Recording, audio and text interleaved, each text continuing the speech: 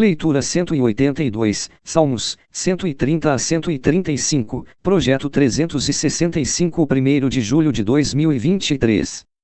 Salmos 130. No auge do desespero, o salmista clamou a Deus.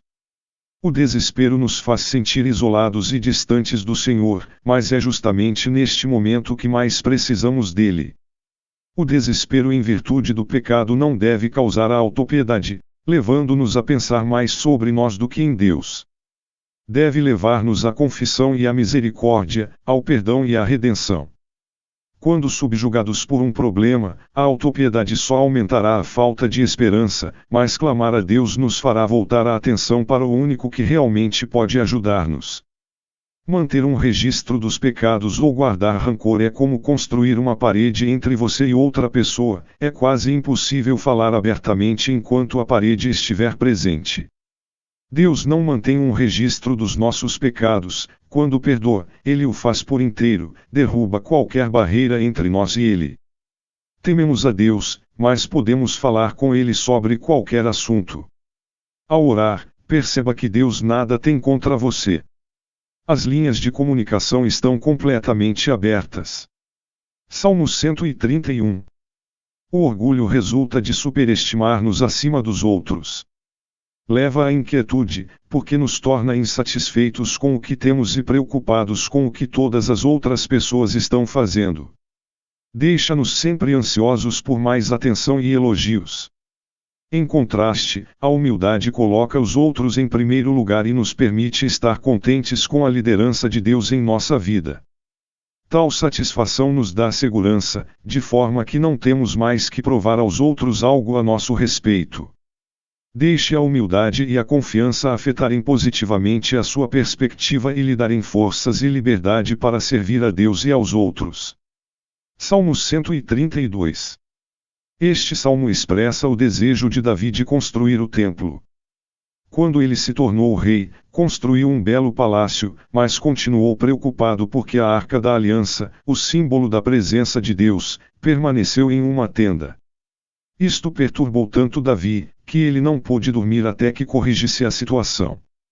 Ele começou a fazer os planos para que o templo abrigasse a arca. Posteriormente, o santuário foi construído por seu filho Salomão.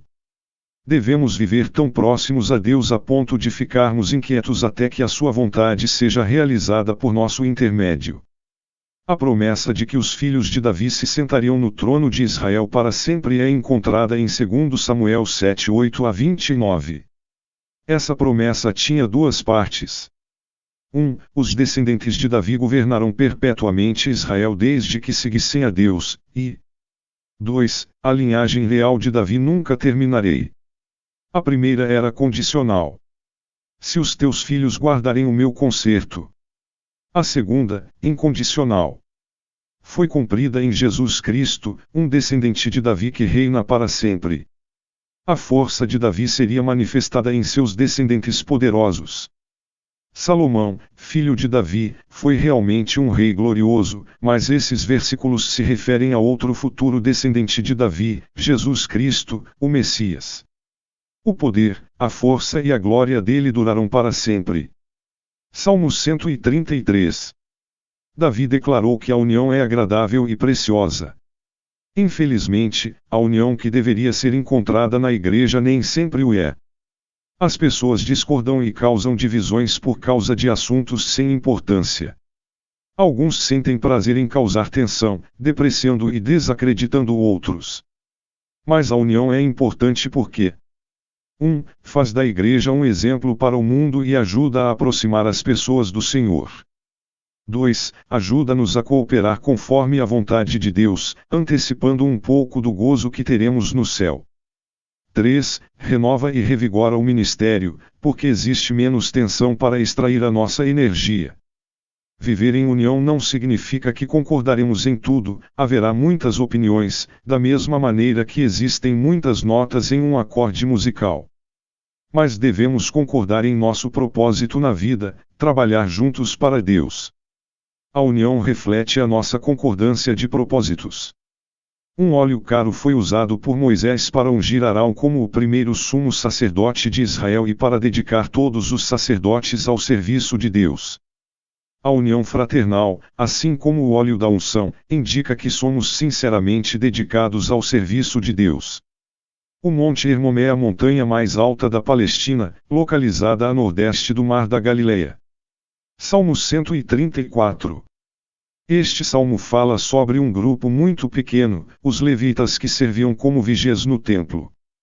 Cantando este salmo, o último cântico de peregrinos, os adoradores subiriam a colina onde o templo estava estabelecido e viam os vigias que o protegiam dia e noite.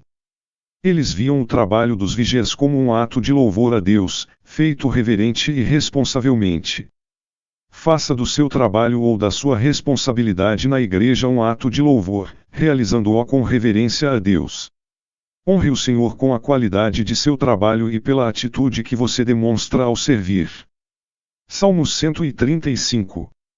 Os descendentes de Jacó/Israel foram o povo escolhido para refletir sobre a glória de Deus. O Senhor nos considera importantes. Ele ama e tem misericórdia de todos os que creem nele. Aqueles que adoravam os ídolos eram tão cegos e insensíveis quanto os objetos que adoravam. Não podiam ver nem ouvir o que Deus tinha a dizer. De modos sutis e imperceptíveis, as pessoas se tornam como os ídolos que adoram. Se o Deus verdadeiro for o seu Senhor, à medida que o adorar você se tornará mais parecido com Ele. Quais são as suas metas? Qual é a sua prioridade na vida? Escolha cuidadosamente porque você terá as características de quem adorar.